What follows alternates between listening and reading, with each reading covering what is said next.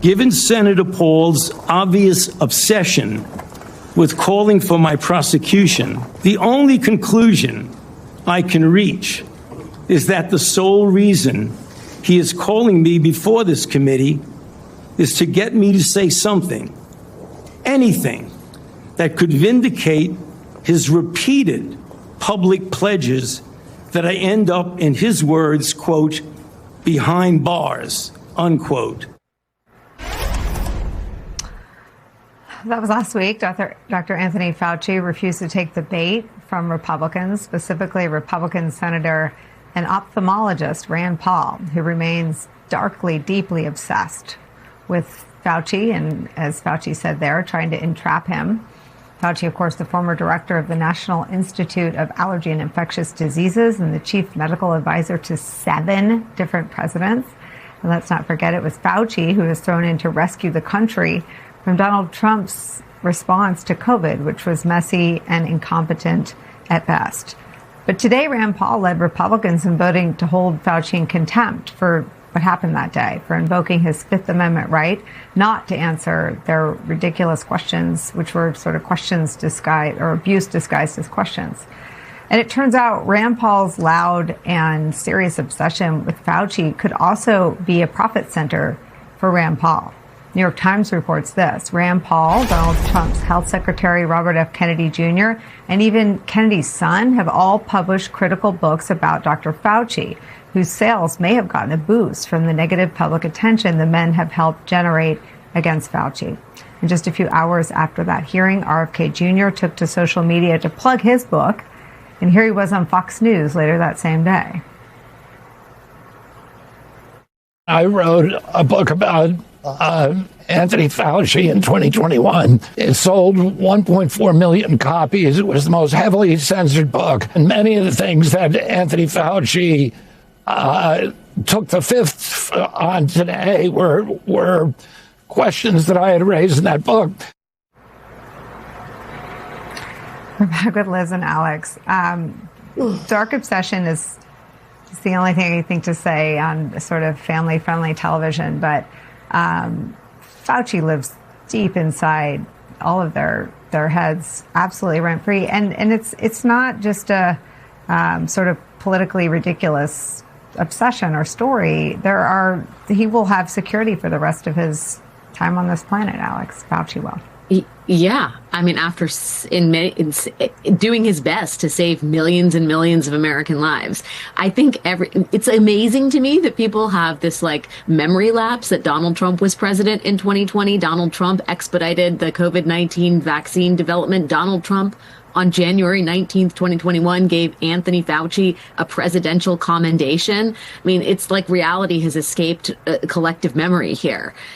What is happening in these hearings with Rand Paul and RFK Jr. is basically like a Senate hearing being turned into a QVC pitch for book sales. Mm-hmm. I mean, the Fauci obsession is, yes, like the worst kind of brainworm, no pun intended, when you're talking about RFK, but also a sales pitch for them to move units, move books. They're all still getting royalties from these books. And every time you mention Fauci, you know, another book is sold. It's part of the broader grift that happens inside this administration where self-enrichment is key, and it's why Don Jr.'s wealth has exploded sixfold since his father took office again in a second term.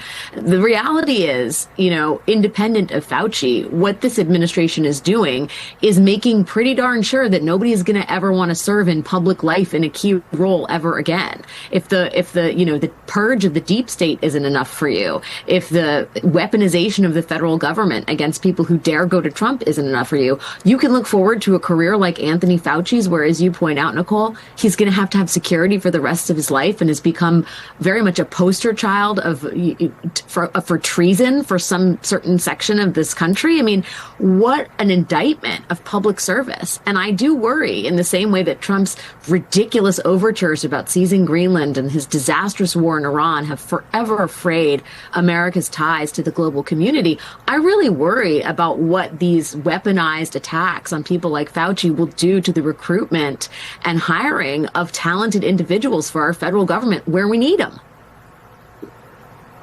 Yeah, and I don't think, Liz, it's detached from the first conversation we had about the economy. I mean, this is what Republicans are doing instead of dealing with the price of groceries, the price of gas, or this unauthorized war in Iran. They are menacing Tony Fauci about a global pandemic that arose in 2019. They are refusing to condemn Donald Trump's lies about 2020. And I think this week Trump stirred the pot on the 2016 election. I mean, there is no one, politics are usually one on the future. No one's even living in the present. They're going along with Donald Trump's obsession with the very distant past.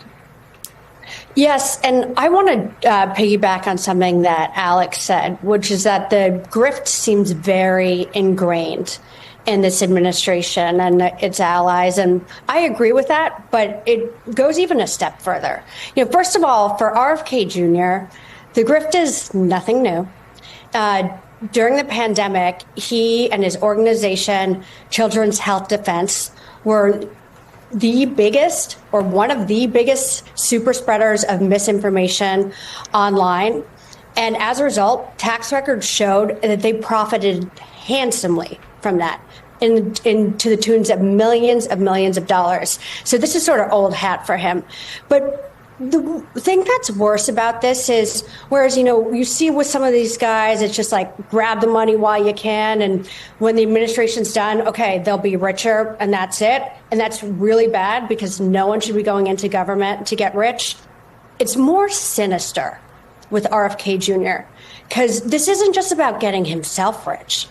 What he's doing is pushing medical misinformation that will have a very long tail. It will take root in communities. Parents will pass it down to their kids.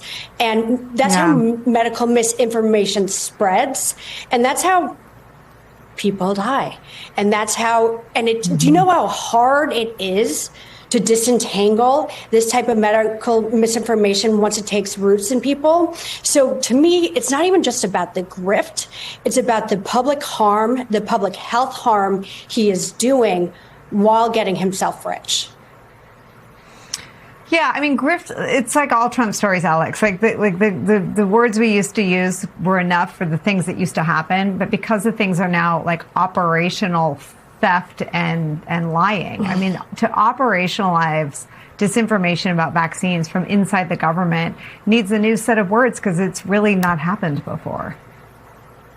Well, yeah, I don't think we have had a president that has operationalized, who has lied to the American public and arguably caused death in the American public for political for a political expediency. Like that, we cannot forget the way the sort of denialism around the spread of the COVID-19 pandemic, then the stoking misinformation around the vaccine, again, that Donald Trump's administration developed.